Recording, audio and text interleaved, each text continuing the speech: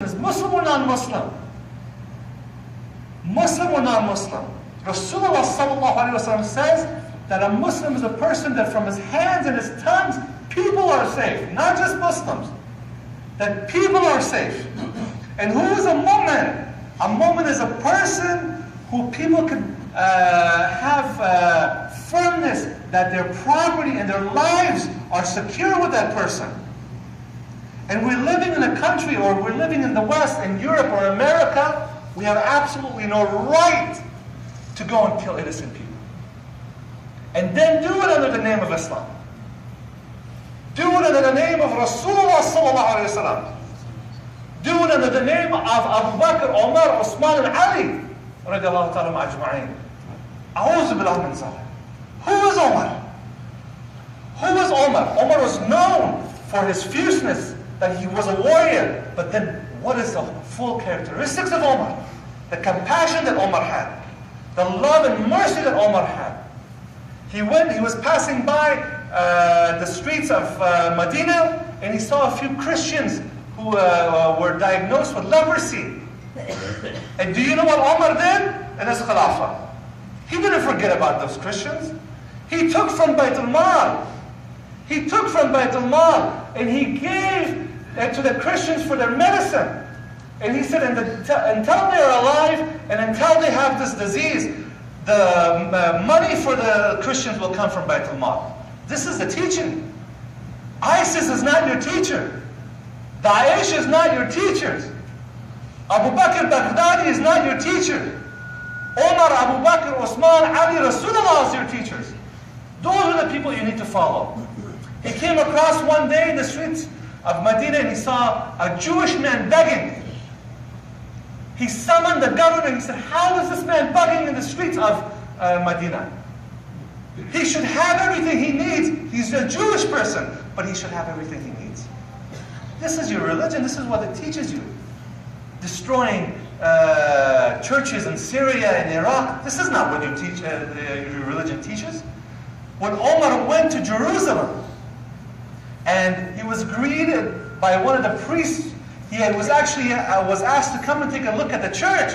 He goes inside of a Christian church and prayer time comes. And so the Christian priest said, well, this is clean. We have no idols or nothing. You can pray here. Omar said, of course I can pray here. If it's a clean space, I can pray inside of a church. But he said, I don't want that day to come that, God forbid, when the Ummah in the later times here that Omar came in the first place he came in Jerusalem and prayed in a church, that they destroy the church and build a masjid instead. I wouldn't want this church destroyed, Omar said. He walks out of the church, goes across the street and prays. And guess what? Masjid al-Omar is over there. And that church, 1400 years later, is still existing. These are the teachings of your actual teachers. And this is what we need to let the public know, that ISIS and these people who are doing this under the name of Islam does not represent us. Does not represent the book of Allah. Does not represent the seerah of Rasulullah sallallahu alaihi wasallam. Does not represent the seerah of any of the Sahaba. Or even the rightly guided ulama of this deen. Any of them. This is something that's foreign to our culture, to our tradition. And we must know it. We must tell our youth about this. Because what's happening is they are putting traps for our youth. They are putting traps for our youth to grab them and take them away from us and take them away from the deen of Allah subhanahu wa ta'ala. And we must be aware, our masjids this member is not for you a storytelling member.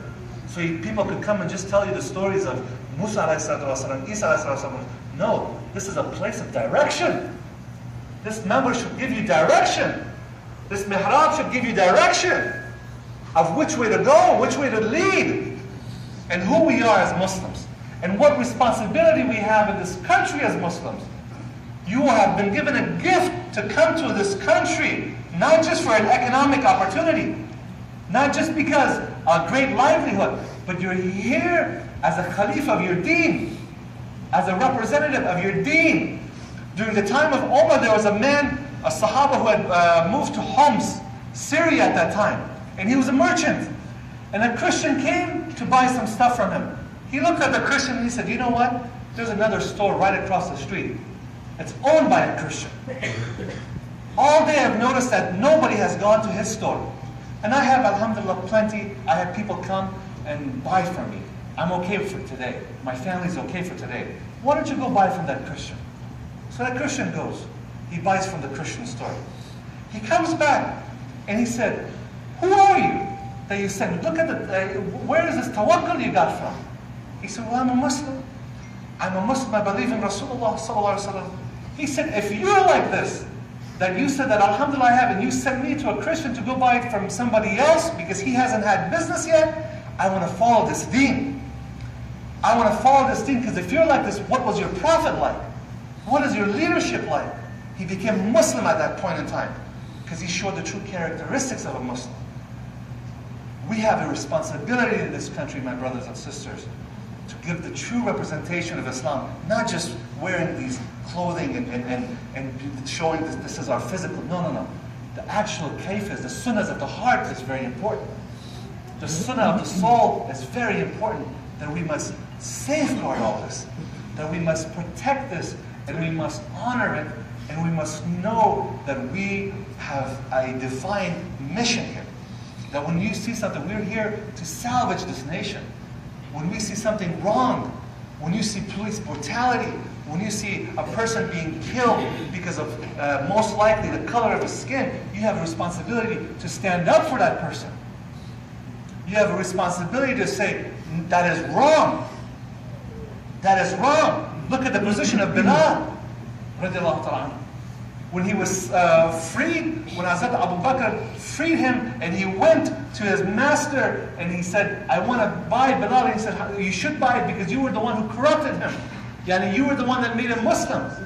And how much Bilal and torture he went through. And he said, how much do you want? He told Abu Bakr as-Siddiq, I want 10 gold dinars.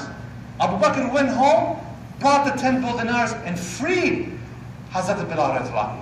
And the guy laughed at him. He said, why are you laughing at me? He said, oh, Abu Bakr, if you would have haggled with me, I would have given you Bilal for 1 gold coin. Abu Bakr smiled at him. He said, if you would have haggled with me, I would have paid 100 gold coins for Bilal. Because I know who Bilal is. And then what did he say? He said, Bilal, Sayyidina, that Bilal is my master. And then Hazrat Umar would say that our master, meaning Abu Bakr, freed our master, Bilal. Umar calls Bilal my master. This is the essence of race relations in Islam. This is the essence that no black has superiority over white, no white has superiority over black. This was the message of Rasulullah sallallahu alaihi wasallam. And we have a duty in this country that when you see injustices like this happening, that when it says Black Lives Matter, it does not only mean that, it means your life matters as a Muslim. As a Muslim. That this is your duty to go and stand up for that person, that even if you don't know who he is.